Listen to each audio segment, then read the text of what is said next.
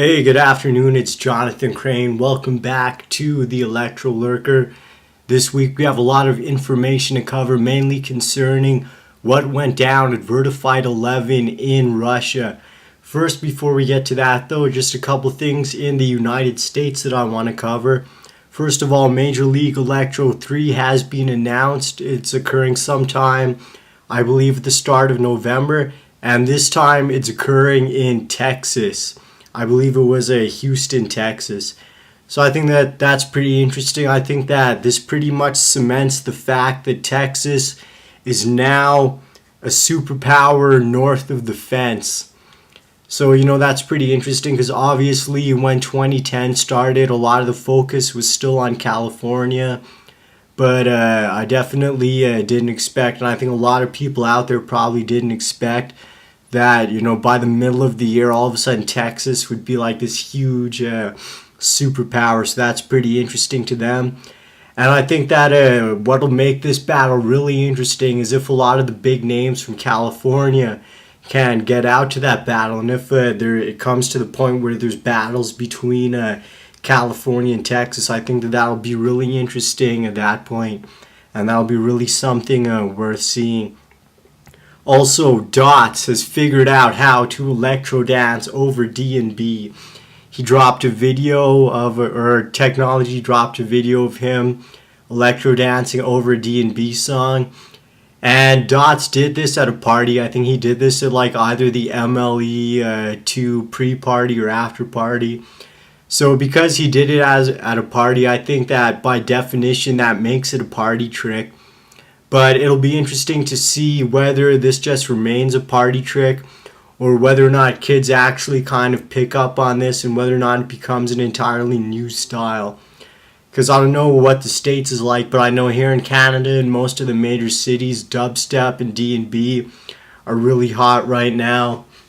So it'll be interesting to see if kids actually go out and start doing this up.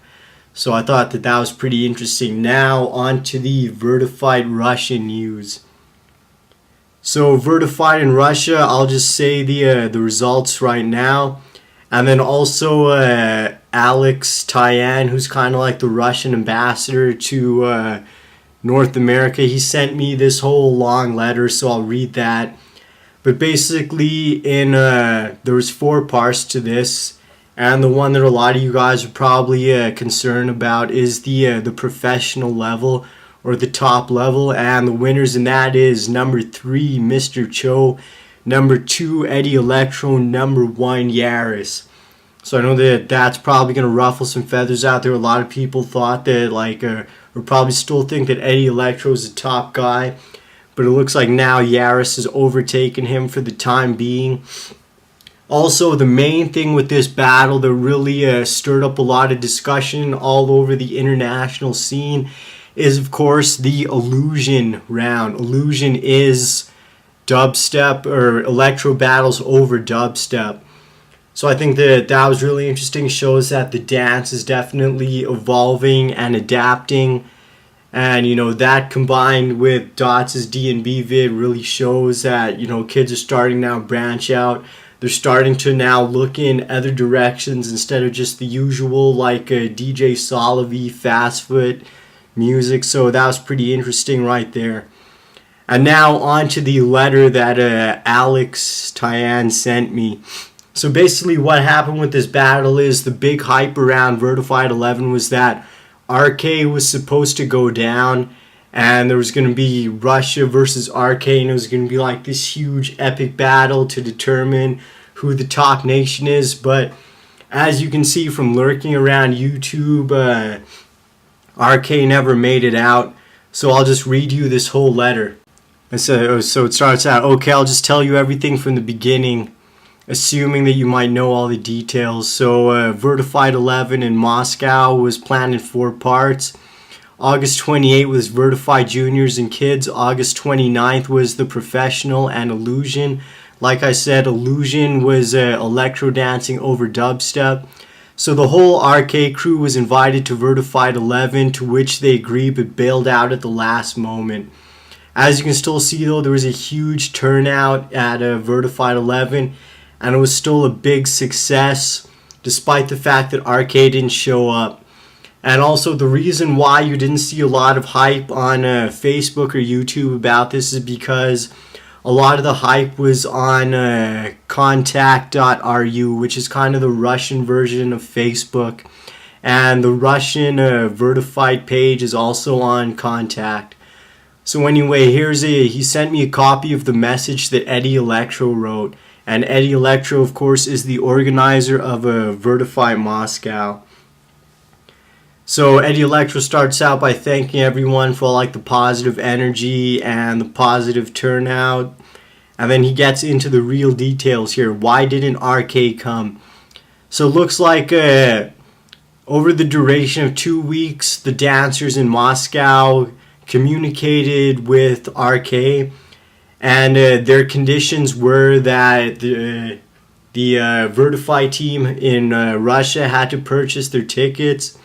They had to pay for their accommodation, they had to pay for food, and they also had to pay 200 euros each to all the members of RK for giving a masterclass. And then at the start, all the negotiations went well, everything was looking good. So it says here, we began preparing their trip and of course requested their passports. And Steady, who is the French organizer, sent us the passports, except he didn't have Bassem's. We wrote to Bassem right away, but he still didn't send us his passport. Naeem wrote to Russia then saying that they got the visas. So then what happened was the Russians purchased their tickets right away. The tickets totaled about 50,000 rubles, so around 1,600 American dollars. And now all those tickets are just kind of lying around because they all went to waste. So basically what happened was when the Vertified Hello video was released, that promo vid where basically every French vert dancer was in it, the RK team immediately disappeared. And says here, they would not talk to us for a week. They did not respond to us, to Steady and many others. We started panicking, started thinking why this was. As a result, after numerous messages, we thought that they no longer wanted to participate. And we wrote to them that if you can't participate, you don't have to, you can just come. So basically what happened here is the Russians just said, okay, you don't have to come and battle, but at least just come out to the Vertified just to hang out. So then after, it says here, after a day, they wrote us and asked to call them. At 4 a.m., Kate King, who's another organizer, Yaris and by I this means Eddie Electro because this is written by Eddie Electro, remember? So they talked on the phone with Milliard, who presented them with new conditions just 4 days before the event.